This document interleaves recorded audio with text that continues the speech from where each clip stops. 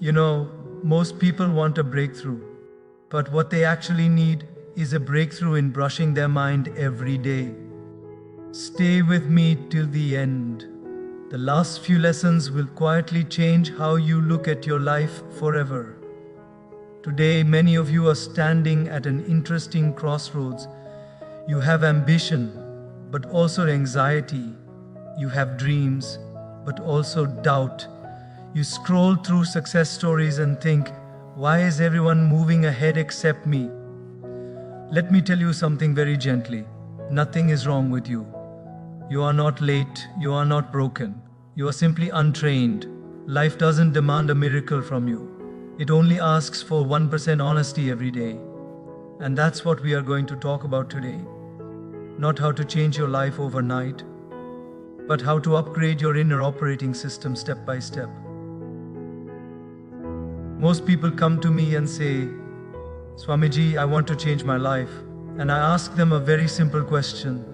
What did you do yesterday to change it? There is usually a long silence. Because deep down, we all love the idea of transformation, but we resist the process of discipline.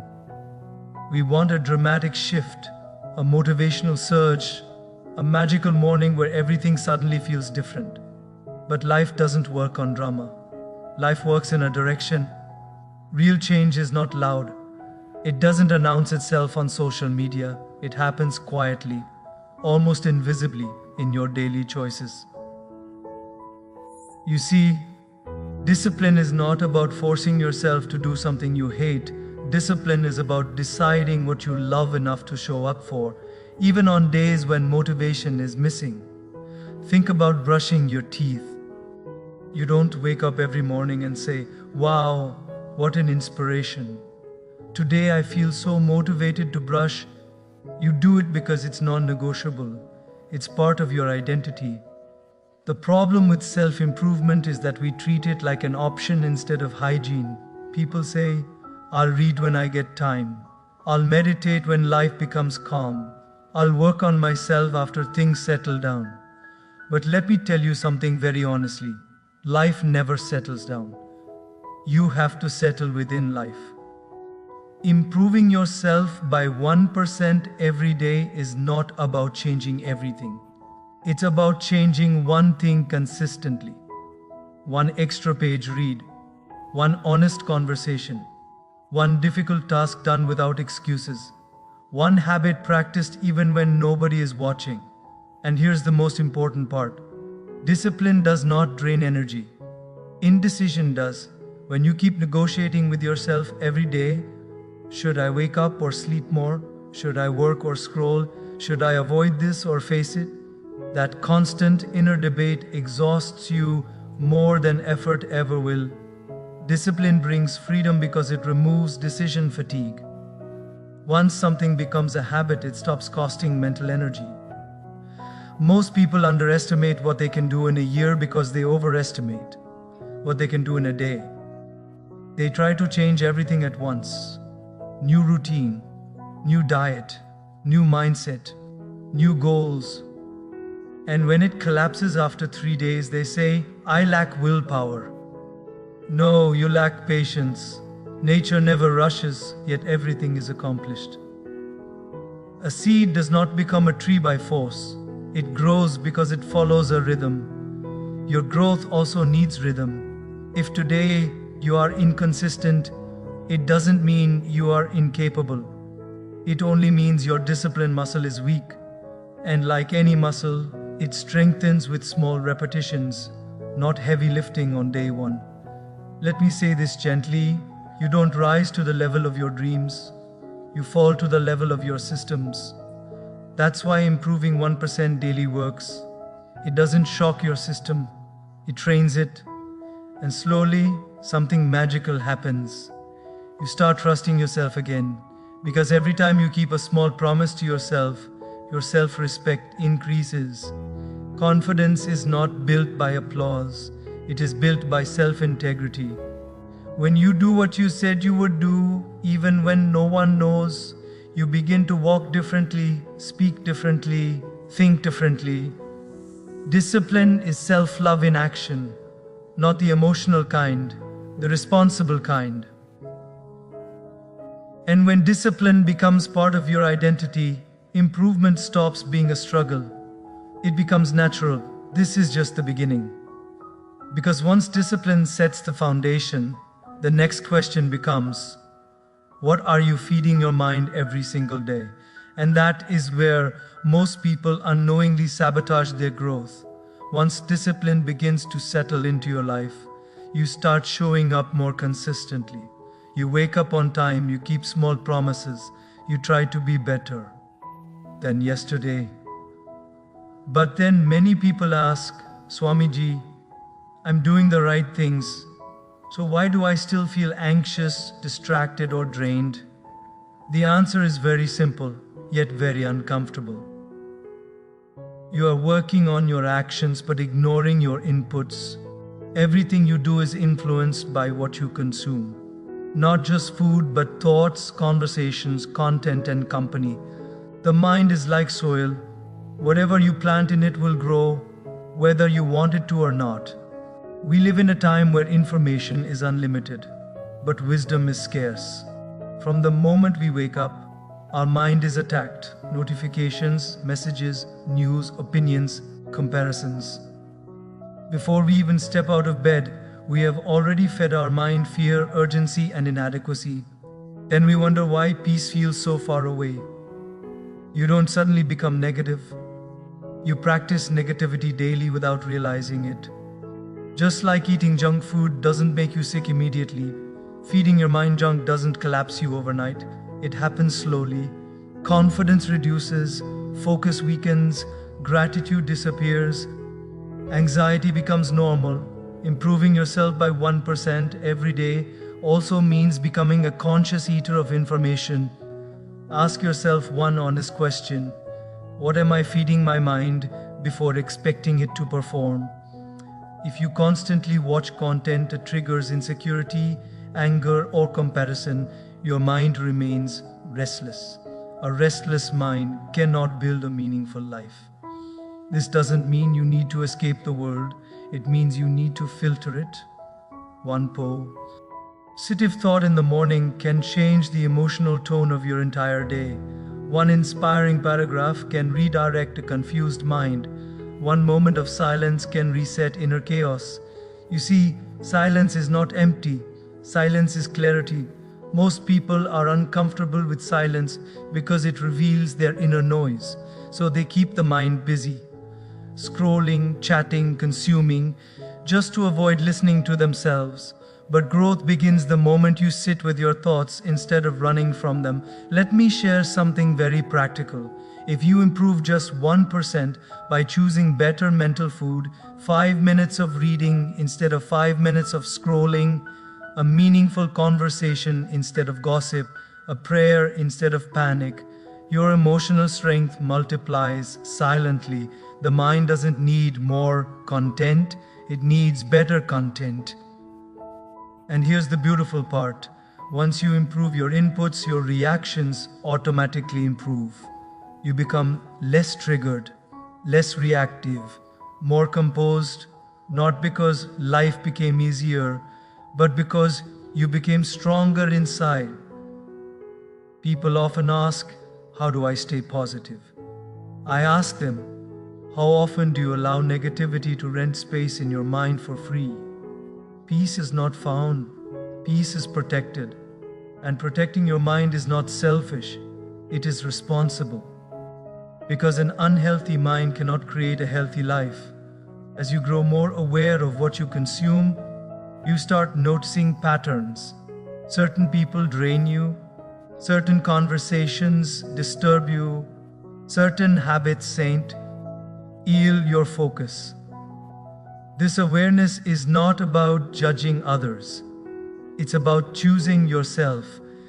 Improving 1% daily also means courageously saying, I don't need everything everyone else is consuming. And when you start feeding your mind consciously, something subtle shifts. Your thoughts become clearer, your decisions become wiser, your confidence becomes quieter but deeper. But here's the catch. Even with good input, if your daily habits remain careless, growth remains unstable because what you repeatedly do, not occasionally think, decides your future. And that brings us to the next step of this journey, the one most people overlook, yet it shapes destiny silently every single day. Once you start feeding your mind better, something interesting happens.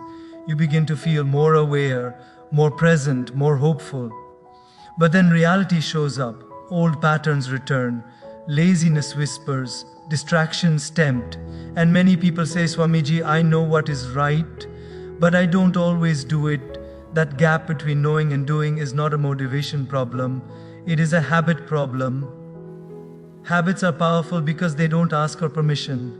They operate silently, shaping your future while you are busy planning it. Every single day, you are casting votes, not with words, but with actions. What time you wake up, how you respond to stress, whether you face discomfort or escape it. Each small action is a vote for the person you are becoming. You don't wake up one morning disciplined or confident. You practice discipline and confidence through repeated behavior. And over time, identity catches up. Most people think habits are about control. Actually, habits are about direction. They gently pull you toward a destination without force. The danger is not bad days. The danger is bad routines. You can have a bad day and still grow, but a bad routine will slowly undo all progress, even when you have good intentions. That's why improving 1% daily through habits works so beautifully. It doesn't demand perfection, it demands participation. One small habit practiced daily is stronger than one big effort practiced occasionally. You may miss a workout one day, fine, but if you stop identifying as someone who shows up, the habit dies. Let me tell you something important. Your habits are not just behaviors, they are agreements you make with your future self. Every time you choose discipline, your future self thanks you. Every time you avoid responsibility, your future self pays the price. And here's the painful truth. Your future self has no voice today. Only your present comfort does. That's why habits must be designed, not left to willpower. Willpower is like a phone battery, it drains. Habits are like autopilot. If your environment supports distraction, even strong people struggle. If your environment supports discipline, even average people succeed. So improving 1% also means arranging your life in a way that makes growth easier than regression. Place the book where the phone used to be. Sleep earlier instead of relying on motivation to wake up. Prepare for discipline the night before. Growth is not about heroism. It is about preparation. People often ask, how long does it take to build a habit? I say, until it becomes painful not to do it. When something becomes part of your identity, I am someone who habits stop feeling forced. I am someone who keeps promises. I am someone who takes responsibility. I am someone who doesn't run from discomfort. These statements are not affirmations. They are outcomes of repeated action. And here's the most empowering realization. You don't need confidence to start habits. Habits create confidence. Every small habit kept is a quiet message to your subconscious. I can trust myself. That trust becomes self-belief. Self-belief becomes courage. Courage becomes action. And suddenly life feels less overwhelming. But even the strongest habits can become mechanical if awareness is missing. You can wake up early and still be angry. You can meditate and still be ego-driven. You can be disciplined and still be unconscious. That's why the next step is critical. If you miss it, improvement becomes empty. Because true growth is not just about what you do. It's about how consciously you do it. Once habits begin to form, life starts looking more organized from the outside. You wake up earlier, you work harder, you manage time better. And yet many people reach this stage and feel something is missing. They say, Stubby, Amiji, I'm doing all the right things, but inside, I still feel restless. That restlessness comes from living on autopilot. You see, improvement without awareness is like driving fast without knowing the direction. You may be moving, but you are not necessarily arriving. Awareness is what turns routine into wisdom. Most of our suffering doesn't come from what happens to us. It comes from how unconsciously we respond to what happens. A single careless reaction can undo weeks of discipline. A few unobserved emotions can quietly drain energy. Improving 1% daily also means becoming a little more observant of yourself. Your thoughts, your emotions, your triggers, not judgmental. Observant, there is a big difference. Judgment creates guilt, awareness creates clarity. When you judge yourself, you say, I'm bad. When you become aware, you say, this is happening. Awareness removes drama from life. Instead of reacting immediately, you pause. Instead of speaking impulsively, you breathe. That 1 second gap between stimulus and response is where growth lives. Most people lose that gap. They speak in anger, decide in fear, act in ego. Later, they regret. Awareness saves you from regret. Let me share something simple. The next time you feel irritated, instead of asking, why is this happening to me? Ask, what is this teaching me? That small shift improves you more than 1,000 motivational quotes. Awareness turns problems into teachers. And here's something beautiful. Awareness doesn't require extra time. It requires presence. You don't need to add another task to your schedule. You just need to be present in the tasks you are already doing. Eating consciously, listening fully, walking without rushing. Most people are physically present but mentally absent. Their body is here, but their mind is either in the past or worried about the future. No wonder they feel exhausted. Improving 1% daily through awareness brings you back to now. And the present moment is the only place where life actually happens. When awareness increases, emotional intelligence grows. You stop taking things personally. You stop reacting to every opinion. You stop needing constant validation. You realize that other people's behavior is often a reflection of their inner state, not your worth. That realization alone can save years of emotional pain. Awareness also reveals patterns. You start noticing what triggers you, what drains you, what energizes you, and once you see clearly, change becomes natural. You don't have to fight bad habits when you understand them. You don't have to force positivity when you accept reality. Acceptance is not weakness. Acceptance is the starting point of conscious change. And here is the paradox. The more aware you become, the lighter life feels. Problems don't disappear, but they stop controlling you. You stop saying, life is happening to me. You start saying, life is happening through me. But awareness alone is not enough. Because once you see clearly, you are faced with a choice to take responsibility or to continue blaming. And that choice determines whether awareness becomes wisdom or just observation. That brings us to the next step, the one that separates children from adults, complainers from creators, and victims from leaders.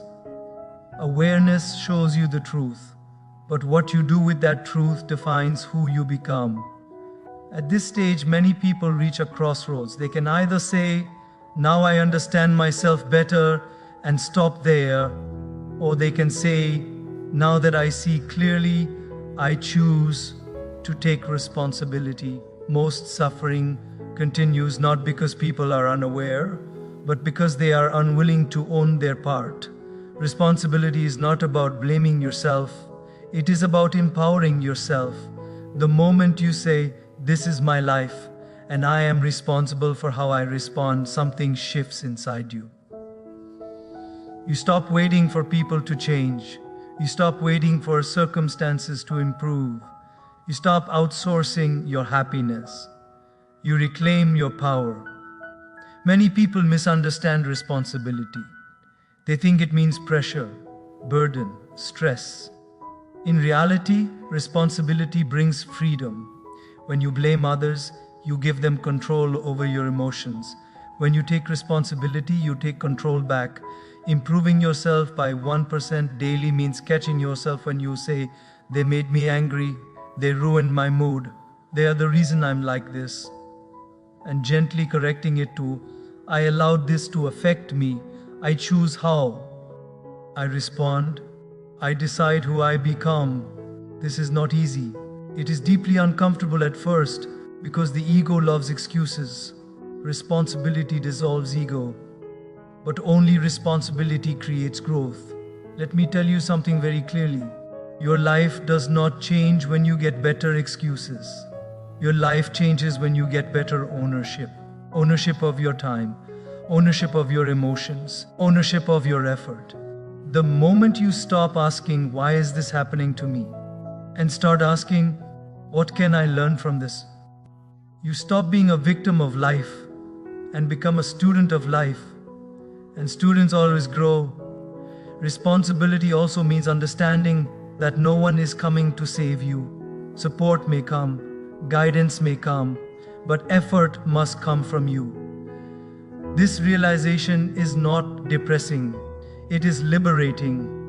Because once you accept that you are responsible, you stop feeling helpless.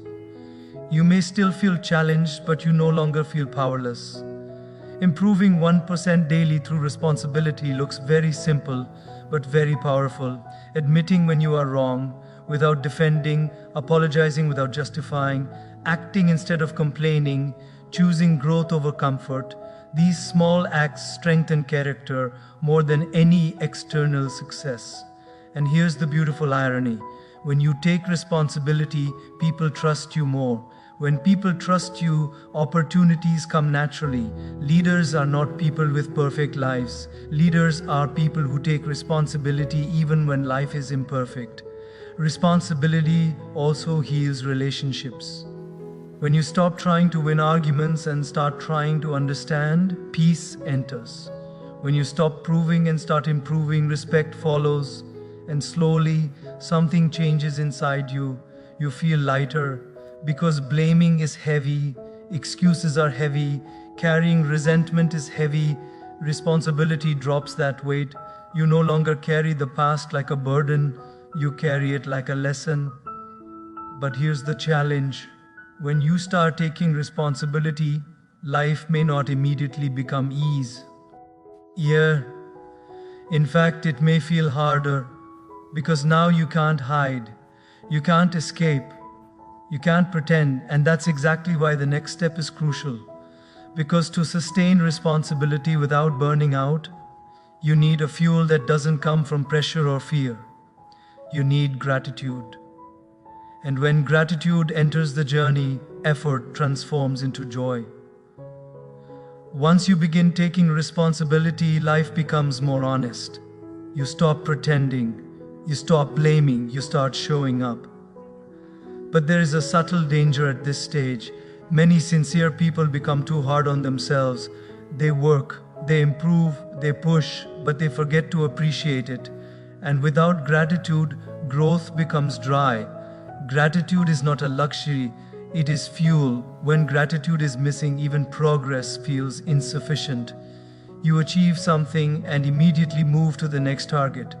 You improve, but you don't enjoy the improvement. You keep climbing, but you never pause to see how far you've come. That's how people burn out, not because they are lazy, but because they are ungrateful toward their own effort. Improving yourself by 1% daily also means learning to acknowledge small wins, not in arrogance, in appreciation. The ability to say, "I handled that better than before. I stayed calm this time. I didn't give up today." These are not small things. They are signs of inner growth. Gratitude teaches you to measure progress differently, not only by results but by effort, intention, and consistency. And here's something important. Gratitude does not mean denying pain.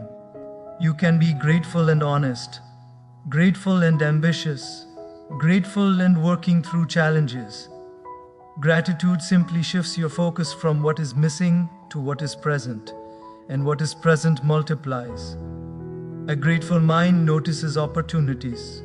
A complaining mind notices obstacles. The situation may be the same, the experience is completely different. Many people say, "I'll be grateful once I succeed," but gratitude doesn't follow success. Success follows gratitude, because when you appreciate what you have, you use it better. And when you use what you have better, you grow naturally. Gratitude also brings emotional stability. You stop swinging wildly between highs and lows. Praise doesn't inflate you, criticism doesn't crush you, you remain grounded. This groundedness is powerful. It allows you to improve without anxiety and work without desperation. Improving 1% daily with gratitude means ending your day by asking, "What did I learn today? What did I handle better? What can I be thankful for right now?" Even on difficult days, there is something, the lesson, the strength you discovered, the patience you practiced. Gratitude turns struggle into training. And here's the most beautiful effect of gratitude: it softens the ego. When ego softens, learning accelerates. You stop proving, you start improving, you stop comparing, you start appreciating, and suddenly growth feels lighter. But there is one more step, the most important one, because improvement without purpose can still feel empty. You may grow stronger, wiser, more disciplined, and yet feel something missing. That's because growth must be aligned with meaning. Otherwise, you become efficient but unfulfilled. The final step is not about doing more, it's about why you are doing it. And if you miss this last point, all improvement remains incomplete. By the time you reach this stage, you have built discipline.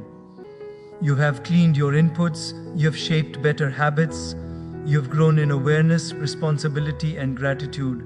From the outside, your life may already look improved. You are more focused, more stable, more capable. Yet many people at this point feel a quiet question rising inside them. Is this all? Not because something is wrong, but because something deeper is calling. Growth without purpose feels like walking fast without knowing why. If improvement is only about achievement, it will never satisfy you. There will always be someone ahead, someone richer, someone more successful. Ego-based growth has no finish line. That's why the final refinement of improving 1% every day is aligning growth with purpose, not ego. Purpose doesn't mean a grand mission you must figure out immediately. Purpose begins very simply. How can I become more useful today? How can I add value? How can I serve better? At work, at home, in relationships, in society. When growth is driven by service, effort becomes meaningful. You stop asking, "What will I get?" and start asking, "What can I give?" And strangely, that's when life gives you more than you ever demanded. Purpose calms comparison. Purpose dissolves insecurity. Purpose removes desperation. Stop chasing validation because your worth is no longer dependent on applause. Improving 1% daily with purpose means refining your intentions. You still work hard, but not to prove. You still grow, but not to dominate. You still succeed, but not at the cost of your values. Purpose keeps your growth clean. Without purpose, discipline can become rigid. Without purpose, ambition can become selfish. Without purpose, success can become lonely. But with purpose, everything softens. You become ambitious and kind, focused and flexible, driven and grounded. Purpose also gives resilience. When difficulties come, and they will, you don't collapse easily. Because now your why is stronger than your what. You are not improving just for comfort. You are improving for contribution. And that gives you strength even on days when motivation disappears. This is where spirituality quietly enters life, not as a belief system, but as alignment. You begin to feel that life is not against you or for you, life is shaping you. You stop asking, why me? You start asking, what is life preparing me for? And suddenly, even challenges feel meaningful. Improving 1% daily with purpose also brings humility. You realize that growth is not about becoming superior, but becoming sincere. You don't need to be perfect. You need to be honest. You don't need to impress everyone. You need to live aligned. And here is the final truth I want to leave you with. Life does not change dramatically in one moment. Life changes gently when you change daily.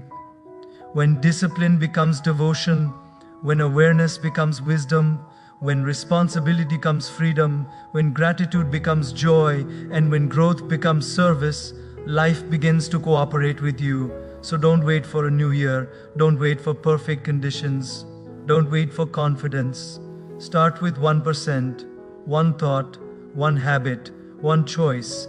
Because when you improve yourself every day, quietly, sincerely, purposefully, life has no option but to improve the opportunities it brings your way.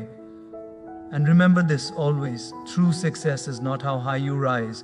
True success is how consciously you live, how deeply you grow, and how gently you touch the lives around you. Let me leave you with one simple eternal truth. God does not ask you to change your entire life in one day. He only asks you to show sincerity today. When you take one small step with faith, grace takes 10 steps toward you. When your effort meets humility, life begins to open doors you never knocked on. Do not underestimate the power of small, honest actions done daily with devotion. A river does not carve a mountain by force. It does so by faith and consistency. Improve yourself not to impress the world, but to honor the life that has been entrusted to you. Because when you walk sincerely, God walks silently beside you. And when you put faith first, fear automatically takes the last place. So start today, not with pressure, not with comparison, but with trust. 1% at a time, one prayerful effort at a time, one conscious choice at a time, and one day you will look back and realize the life you were searching for was built by the small, faithful steps you chose every single day.